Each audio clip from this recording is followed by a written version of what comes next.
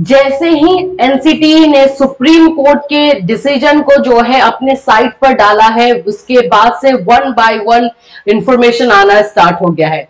BPSC के जो अध्यक्ष हैं, उन्होंने बीएड को लेकर के जो है बहुत बड़ी बात कही है। क्या कहा है उन्होंने, आइए चलिए सुन लेते हैं। यहाँ पर आप लोग जरूर पूछेंगे और सब लोगों को ये संशय है कि बीएड वालों के केस में स्पष्ट कुछ होना चाहिए कि स्थिति क्या है।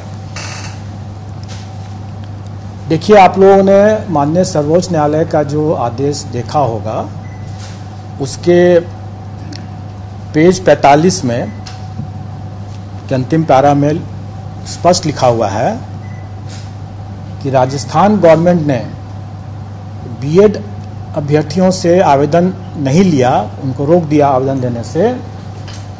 ये गलत हुआ, क्योंकि उस समय एनसीटी का जो गाइडलाइंस था वो प्रभावी था, और जब तक गाइडलाइन प्रभावी है तब तक उसको मानना राज्य सरकार को था। और इस दृष्टिकोण से माननीय उच्च न्यायालय राजस्थान हाईकोर्ट और माननीय सर्वोच्च न्यायालय ने दोनों ने ये कहा कि राजस्थान गवर्नमेंट ने ये गलत किया, उनको आवेदन लेना चाहिए था बीएड अभ्यर्थियों से भी। हमारे मामले में भी वही बात लागू होता है। जिस समय हम लोगों ने आवेदन आमंत्रित किया, उस समय ये बीएड अभ्यर्थी पात्र थे, योग्य थे, और इसलिए उनको आवेदन आमंत्रित करने का मौका दिया गया और उन्होंने आवेदन दिया भी। उसी में आगे माननीय सर्वोच्च न्यायालय ने यह भी आदेश दिया है कि ये एक एस्टैब्लिश प्रैक्टिस है, सेट प्रिंसिपल्स ऑफ लॉ है, कि कोई भी वैधानिक संस्था द्वारा कोई एक वैध विधिवत कोई एक आदेश निर्गत होता है तो वो तब तक प्रभावी होता है जब तक कि वो रद्द नहीं हो जाए किसी कोर्ट के आदेश से या किसी अन्यथा। तो इसका मतलब यह हुआ कि 11 तारीख के पहले वो आदेश प्रभावी था एनसीटी का, और उसमें जो भी अधिकार उस सर्कुलर के बेसिस पर जो भी अधिकार लोगों को मिला वो अधिकार सुरक्षित है, वो उसमें कोई रुकावट नहीं है। तो इसका मतलब यह हुआ कि जो लोग नौकरी पा लिए पहले से, उनकी नौकरी भी सुरक्षित है। जिन लोगों ने एग्जाम में अपीयर होने का अधिकार प्राप्त कर लिया, उनका वो अधिकार भी सुरक्षित है। तो इसका मतलब यह हुआ कि बीएड के अभ्यर्थी जो हैं वो बेशक एग्जाम में अपीयर हो सकते हैं, क्योंकि उनका यह अधिकार सुरक्षित हो चुका है। लेकिन यह अधिकार उनके सिर्फ एग्जाम में अपीयर होने का है, जो कि सुरक्षित है। उसके फल पर उनका अधिकार अभी नहीं बना है। तो फ्रेंड्स, आपने देखा कि इन्होंने जो है वही बात कही जिसका अंदाजा था। अभी तक हम इस बात को जो है प्रेडिक्ट करते हुए आ रहे थे कि बीपीएससी ना ही एग्जाम में जाने से आपको रोकेगी और ना ही जो है ये क्लियर करेगी कि आपको रिजल्ट दिया जाएगा या नहीं।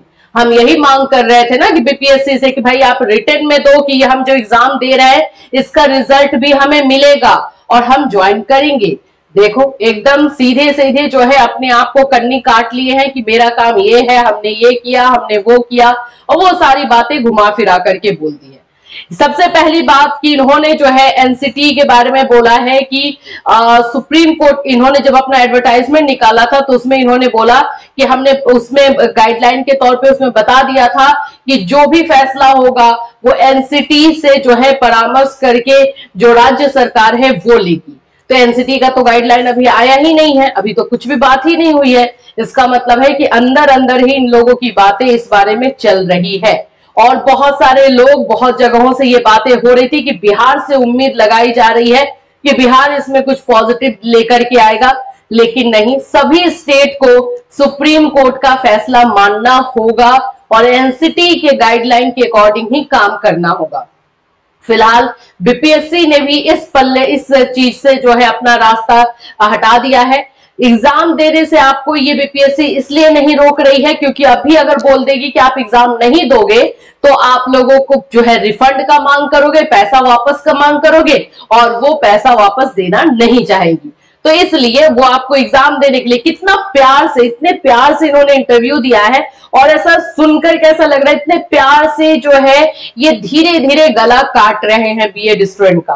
और बीएड स्टूडेंट को पता भी चल रहा है, दर्द भी हो रहा है, लेकिन क्या कहें, अब इनका काम है, ये कर रहे हैं। तो इसमें इन्होंने आपको एग्जाम देने से नहीं रोका है। जो भी बीपीएससी का एग्जाम देने वाले हैं दीजिए, रिजल्ट की उम्मीद इनसे मत कीजिएगा। इनका साफ साफ कहना है कि जो प्रतिफल होगा उसके बारे में सोचा जाएगा, देखा जाएगा, समझा जाएगा, जो एनसीटी का गाइडलाइन होगा उसके अकॉर्डिंग दिया जाएगा।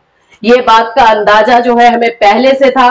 बच्चे पूछ रहे थे कि मैम हम एग्जाम देने जाएं या ना जाएं।